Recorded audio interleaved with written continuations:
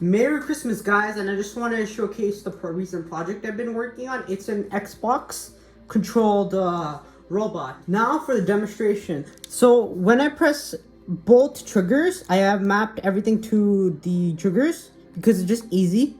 When I press both triggers at the same time, it goes forward, and when I press the left trigger, it goes to the left, and the right trigger goes to the right. And that's pretty much my robot so far. I plan on making it much better.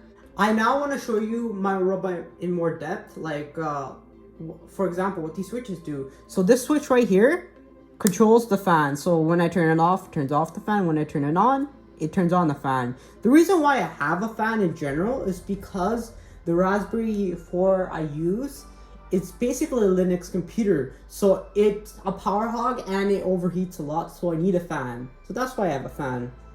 And this switch right here controls my motor drivers. So it controls if my motors are on or off. So now they're on. So therefore I can control the robot. And the button right here, I think it's right here. Oh no, it's hold up. It's right here. You can't see this, but this is the on and off switch for my Raspberry Pi.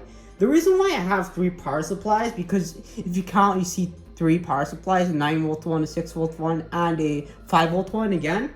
It's because I just want expandability options in the future. Like, thanks for watching my video, and I do plan on like making how-to videos on how I made this robot in depth, like explaining how I wired it, how I wired the motors, how I wired the motor driver, how I wired the switches to everything, and how the circuit of this robot works, and how, as well as how I programmed it.